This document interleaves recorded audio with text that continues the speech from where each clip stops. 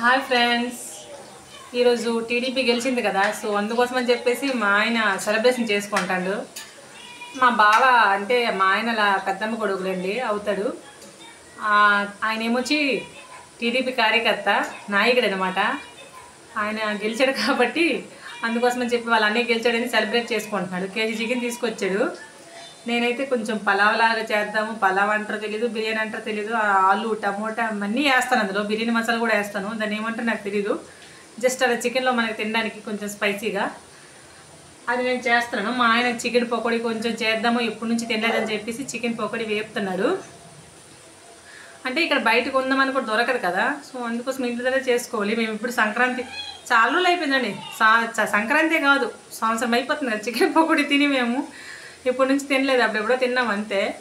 మళ్ళీ ఇప్పుడు చేస్తాడు. ఇదిగోండి మా ఆయన చికెన్ పకోడీ వేపుతున్నాడు. నేను అవన్నీ కట్ చేసుకుని పెట్టాను కూర వండుదామని చెప్పి. కడిగేసి అవన్నీ కూర వండాలి. ఇంకా మా ఇద్దరికి కలిపి చేసుకుంటాం. ఏమైనా ఎక్కువ వంటలు అయితే ఎక్కువ వంటలు అంటే కొంచెం చికెన్ అటువంటి ఏమైనా బిర్యానీ అటువంటి అలాంటివి ఏమైనా చేయాలంటే ఇద్దరం కలిపి చేస్తాము. మన జైస్వాల్ సార్ ఏం చేస్తాడో చూస్తారా? హలో జైస్వాల్, ఇదిగోండి డ్రాయర్ వెళ్ళేదాడికి మాటికి టాయిలెట్ వేస్తాడు ఏం చెప్పేసి అలా వదిలేసాను వేసి కలంకాను. అదనమాట విషయం.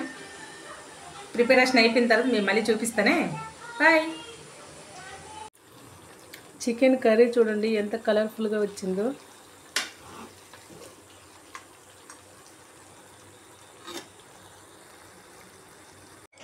ఫైనల్గా అయితే రెడీ అయిపోయింది. చికెన్ పకోడీ సరిగ్గా రాలేదులేండి, చూడకండి. ఇంకా ఫస్ట్ వాయి తినేసాము, ఇంకొక వాయి ఇది తినేసాము. మ్యాక్సిమం తినేసాము, కొంచెం ఉంచుకున్నాం. వేస్తున్నప్పుడే తినేసాము వేడివేడిగా. ఫైనల్గా అయితే నా కోసం పెట్టుకున్నాను. తుల ప్లేట్ చూపించాను కదా, అది మా ఇంటి ఎదురుగా సార్ ఉన్నారు, ఆయన కోసం ఇచ్చాను. తింటుంటే నా కోసం పెట్టుకుని తింటుంటే చూడండి, బాబు తినేవ్వట్లేదు. అక్కడ మా ఆయన తింటాడు.